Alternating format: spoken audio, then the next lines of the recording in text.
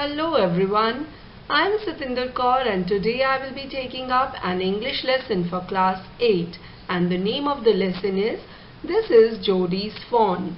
It's a beautiful story written by an American author, Marjorie Kinnan Rawlings, and her best known work is The Yearling, for which she got Pulitzer Prize in 1939. This story revolves around a fawn.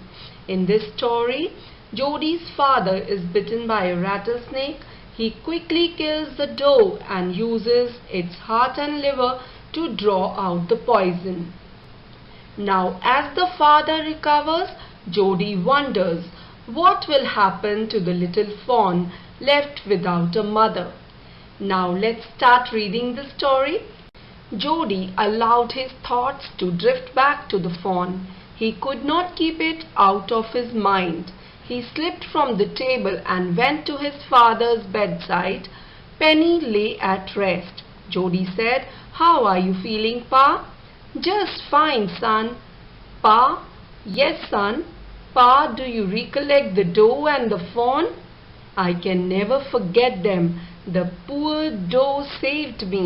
That's certain." Children, here we read that Jody could not stop thinking about the fawn whose mother was killed to save Jody's father Penny. यहाँ हमने पढ़ा कि हिरन के बच्चे का ख्याल जोडी के दिमाग से निकल ही नहीं रहा था। वह उसके बारे में लगातार सोच रहा था। Pa, the fawn may be out there yet. It might be hungry and very scared. I suppose so. Pa, I'm a big boy now and don't need to drink milk. Why don't I go and see if I can find the fawn and bring it here and raise it? Now Jody talks to his father and expresses his desire to bring the fawn home and raise it, and his father agrees to it. He sidled back to the table and sat down. He said, "Ma, Pa says I can go bring back the fawn." She held the coffee pot in mid-air. "What fawn?" "The fawn belonging to the doe we killed. We used the doe's liver to draw out the poison and save Pa." She gasped. "Well, for pity's sake." "Pa says it would be ungrateful to leave it to starve." Here we see that when Jody talks to his mother about the fawn, she gets a shock and she refuses to allow. But she gives in when Dr. Wilson, who was also there at that time, intervenes and supports Jody. Millville also offers to take Jody to the forest and help him in looking for the fawn.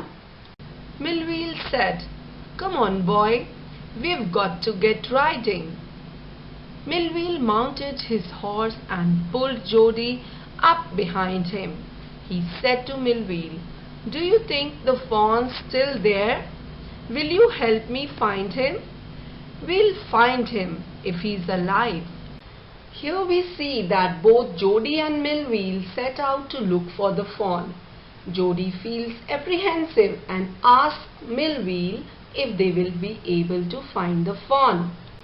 यहाँ हम देखते हैं कि जोडी और मिलवील हिरन के बच्चे की तलाश में निकल पड़ते हैं। जोडी के मन में लगातार उसके ख्याल आते हैं। वह मिलवील से पूछता है कि क्या हिरन का बच्चा उन्हें मिलेगा, जिसके जवाब में मिलवील कहता है कि अगर वह जिंदा हुआ तो वह उसे जरूर ढूंढ निकालेंगे। They passed the abandoned clearing. He said, "Cut to the north, Millville. It was up here that Pa got bitten by the snake and killed the doe, and I saw the fawn." Suddenly, Jody was unwilling to have Millville with him. If the fawn was dead or could not be found, he could not have his disappointment seen. And if the fawn was there, the meeting would be so lovely and so secret that he could not endure to share it. Now they reached the spot where the doe was killed and the fawn was last seen. Although Millville wanted to help Jody in looking for the fawn, But Jody didn't want him to come along with him beyond this point. He wanted to find the fawn alone because he did not want anyone to see his disappointment in case the fawn was dead or not found.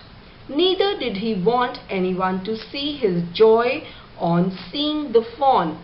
Now we'll read further. He said, "It's not far now, but the scrub is very thick for a horse. I can make it on foot, but I'm afraid to leave you, boy.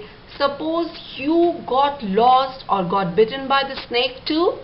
I'll take care. Leave me off right here." "All right, but you take it easy now." Then a buzzard rose in front of him and flapped into the air. Buzzards sat in a circle around the carcass of the doe. He threw his bow at them and they flew into an adjacent tree.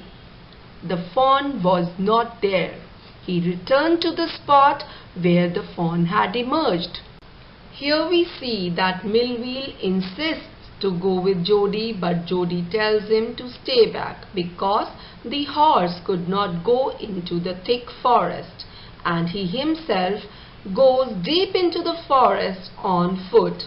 He reaches near the doe's carcass and sees a number of buzzards.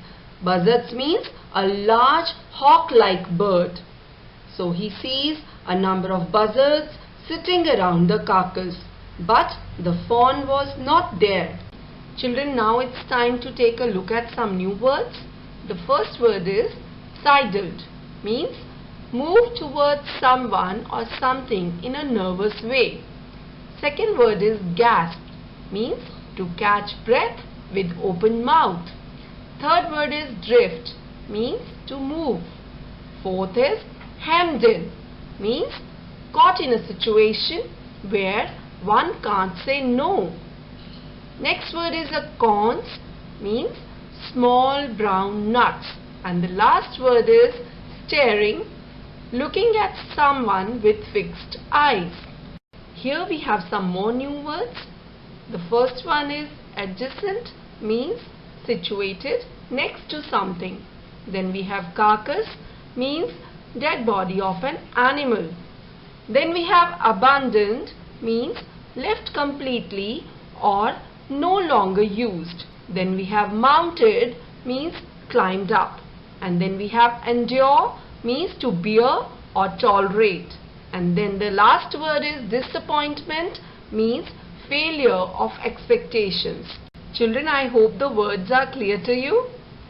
That's all for now. I'll be back with the third part of the lesson very soon. Till then, keep learning, keep smiling.